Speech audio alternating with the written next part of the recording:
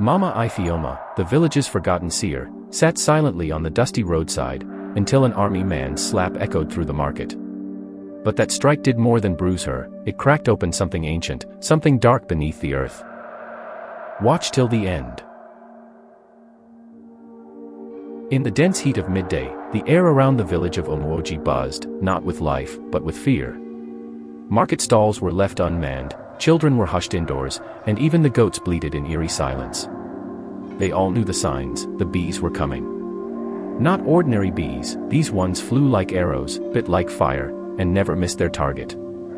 And behind them was Mama Ijeoma. Old, bent, with gray hair that tumbled down her back like smoke, she moved like someone time forgot. Her wrappers were always dark, and her eyes. One was milk-white, blind to sight but sharp with things only spirits could see. No one knew exactly when she started sending the bees. The first man she struck was the village council leader, Odogwunwoke, who had tried to seize her late husband's land. He died swatting at his skin until he collapsed in the square, foam on his lips, covered in stings. Then came the others. A girl who mocked Mama Ijeoma's limp, a boy who threw stones at her compound, a pastor who dared to call her agent of the underworld. None of them lived to see another morning. The bees always came at night. They didn't buzz like normal bees, they sang, a high-pitched, whirling chant that felt like whispers in a language the living shouldn't understand. When you heard it, you prayed. If you were lucky, it passed. If you were not. But one dusty Tuesday, as Mama Ijeoma walked slowly by the roadside carrying a calabash wrapped in red cloth, something happened that had never happened before. A convoy of army trucks was passing through Umuoji on the way to a border town. In the lead truck sat Captain Gozi Madu, a broad-shouldered man with eyes that didn't flinch and lips that rarely smiled. The truck slowed as they approached the bend where the road narrowed. Mama Ijeoma was standing there, right in the middle, as if daring the machines to crush her. The soldiers shouted at her. She didn't flinch. She just stood, staring. Captain Gozi jumped down from the truck, his boots kicking up dust. The villagers hiding by the roadside gasped. She doesn't move for anyone, whispered a traitor to her son. She will curse him. But the captain didn't care for village whispers. He marched right up to her, looked her dead in her clouded eyes, and barked, "Move." Mama Ijeoma smiled slowly, lifting a finger toward his chest. "You will regret this." That's when he slapped her. The sound cracked across the road like thunder. Her calabash fell and rolled into the bush. The wind paused. Even the trees seemed to lean in. She didn't speak. Just looked at him for a long, slow moment, and then turned and walked away, her feet brushing the dust. Captain Gozi felt a chill creep up his spine. That night, when they camped outside the village, he couldn't sleep. He kept swatting at nothing, hearing a faint hum in the trees.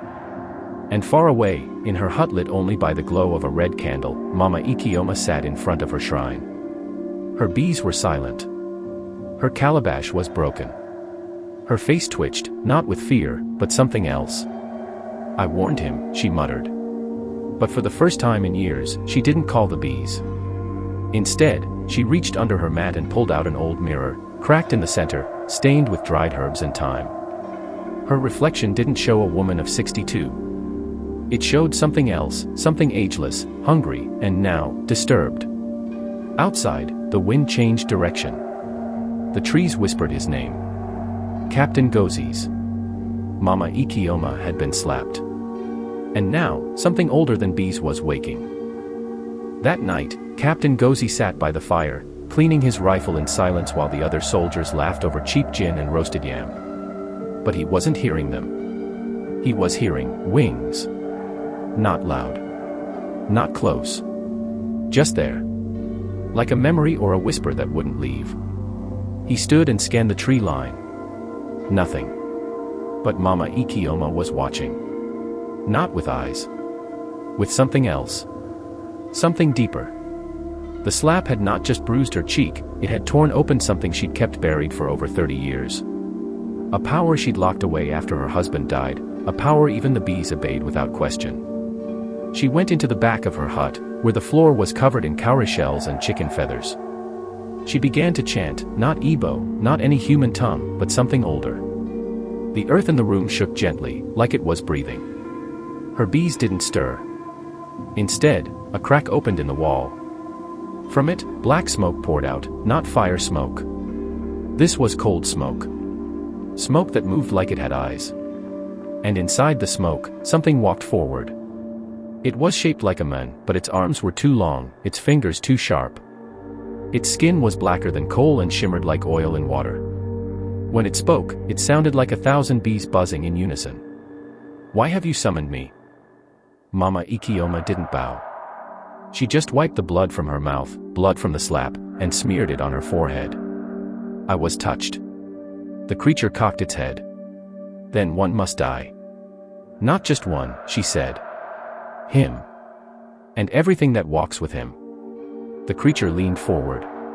"So it shall be." Back at the soldiers' camp, one of the younger men, Private Suleiman, was urinating by a tree when he heard something like a breath right behind him. He turned, expecting to see a friend playing games. He saw nothing. Then, movement. The shadows at the base of the tree peeled upward. Eyes opened in the bark. A hand, long and spidery, reached out and grabbed him by the face. His scream never came out. Only silence. The next morning, his boots were found standing in the same spot. Boots, just the boots. No blood. No bones. No body.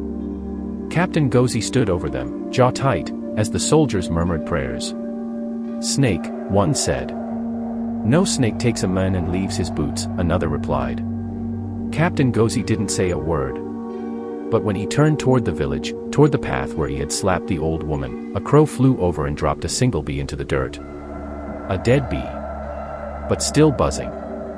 Back in Umuoji, Mama Ijeoma sat outside her hut, smiling faintly. "First one gone," she whispered. "Let the rest come." The next night, the soldiers began leaving. First in twos. Then in secret. Captain Gozi tried to stop them. "We are the Nigerian army. We don't run from stories." But they weren't running from stories anymore. They were running from something real. And Mama Ijeoma wasn't done. The forest around Umuoji grew louder. Not with birds or animals, but with the absence of them. No chirps. No rustles. Just the soft, steady hum of a world holding its breath. 3 days after Private Suleiman vanished, the captain had only 9 men left. The others disappeared like smoke. One stepped away to pee and never returned. Another went into a dream and never woke up. The rest ran under cover of darkness, into the bush, into madness, into wherever the bees were not. But Captain Gozi stayed. Not out of courage. Out of something else. The slap, it had changed something in him too. He began to dream of a hut in the woods, of bees crawling out of his own eyes, of an old woman with smoke behind her smile. And each morning, he would wake up with a single sting somewhere new, his shoulder, his ankle, his thigh. He said nothing to the men. He couldn't show weakness. But on the 4th night, Mama Ijeoma came to him, in flesh. He had stayed back while the others set up a perimeter. He sat by a lantern, polishing his gun again, when she appeared just across the flame, without warning, as if the darkness had spat her out. "Still here," she said softly, her voice like velvet soaked in venom. He rose instantly, grabbing his rifle, leveling it at her chest. "Stay back." She smiled and leaned on her walking stick. "You think your gun scares me?" He aimed for her head. "I slapped you because you stood in the path," he growled. "No," she said, eyes glinting. "You slapped me because your mother died young. Because your wife left you. Because you are angry, and you have no God." He blinked. Just once. And in that blink, she vanished. But the bees did not. They erupted from the trees like smoke with wings, thousands of them, glowing faintly in the dark, circling the fire in a slow spiral. The men screamed. One opened fire. Another fell to the ground, covering his ears, sobbing. Captain Gozi shouted, "Hold your positions. Don't panic." But the bees didn't attack. Not yet. They simply circled, waiting. Watching. In the shadows, Mama Ijeoma watched too, crouched behind a fallen tree, whispering into a calabash filled with black water. In it, Gozie's face floated like oil. She touched the surface gently, and the bees pulsed in the air, all at once. This wasn't just revenge anymore. It was something deeper. Years ago, Mama Ijeoma had been a healer. Her hut used to be full of herbs, not curses. But after her husband was lynched for being a wizard, after her only son was taken by soldiers in a government raid and never returned, something in her had shattered. The gods stopped answering her prayers. The bees started whispering to her. And in their language, she found justice. Captain Gozie didn't know this. But he felt it. He knew, somehow, that he had woken a storm that was not his to command. That night, his dreams returned, but different. He saw himself as a boy, crying behind his mother's hut, bees crawling over his arms, stinging him over and over. And a hand, her hand, gently brushing them away. He woke with a start. And a decision. At dawn, while the others slept, he left the camp and walked into the village alone. Straight to Mama Ijeoma's compound. The villagers peered from windows, holding their breath. The woman stood outside, waiting for him, her white eye glowing faintly in the morning mist. "I didn't come to fight," he said. She tilted her head. "I came to understand." She laughed, once, sharply. "Understanding is not enough. You must feel." Then the ground began to shake. From beneath her hut, something massive stirred. Not bees. Not smoke. Something older. The bees were only her soldiers. This was her god. And it was waking. The earth beneath Mama Ijeoma's feet split slightly, just a crack, but from it came a deep, guttural hum that made the leaves on the trees curl and the air itself tremble. The villagers who had gathered at a distance scattered like dry corn in wind, calling on Jesus, on Amadioha, on anyone listening. Captain Gozie didn't run. He stood still as the hum deepened into a growl. And from that crack, the god emerged. It was not a beast. Not a man. It was formless, like a walking cloud of thick black dust and red light, pulsing with heartbeats that were not human. Eyes opened across its surface, hundreds of them. Some wept. Some stared. Some blinked in a rhythm that made the captain's spine ache. It stood behind Mama Ijeoma, towering over her like a cloak made of storm. "You slapped me," she said again, voice calm, quiet. "You made me slap you," Captain Gozie replied, eyes still locked on hers. "You waited for it." Her mouth twitched. Not quite a smile. "You summoned this," he said, nodding toward the god. "But it's not just for me, is it?" She didn't respond. Instead, the thing behind her leaned forward. The bees buzzed louder, spiraling now in a vortex that lifted dust and leaves and screams into the air. Captain Gozie dropped to one knee, not out of fear. Out of memory. He pulled something from his shirt. A locket. Old. Rusted.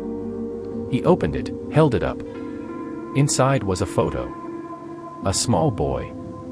And a young woman. Mama Ijeoma's face changed. She staggered slightly, like the wind had shoved her.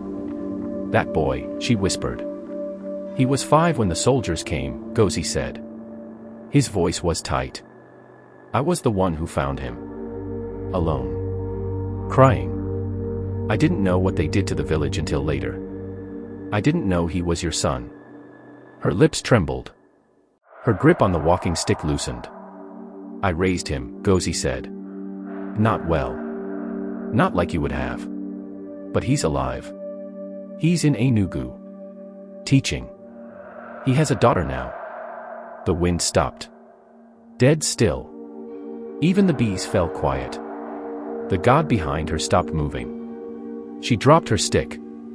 Her legs folded under her, and she fell to her knees. For the first time in decades, tears filled both eyes, the blind one too. The bees landed all around them, silent. The crack in the ground began to close. The god shrank back into the earth like smoke pulled into a bottle. Captain Gozie walked slowly to her, knelt, and placed the locket in her hand. "You're not a monster," he said. "You were just left behind." She sobbed once, quietly. Then again. Then her shoulders shook, and she wailed, long and sharp, the kind of cry that cracks bone and lifts ghosts from the soil. When it ended, she whispered, "They called me witch. I became one. But I was only mother." The bees took flight. Not in anger. In farewell. They rose like a golden wave, circled the sky, and vanished into the sun. Mama Ijeoma never spoke again. She stayed in her hut, never summoned another storm. Her garden began to grow again.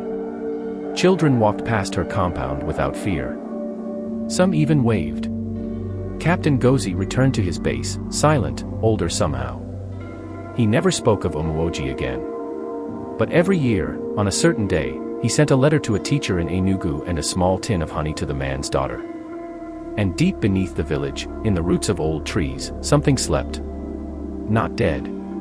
Just watching. Waiting. In case anyone ever forgot who Mama Ijeoma truly was. We will be stopping here for now.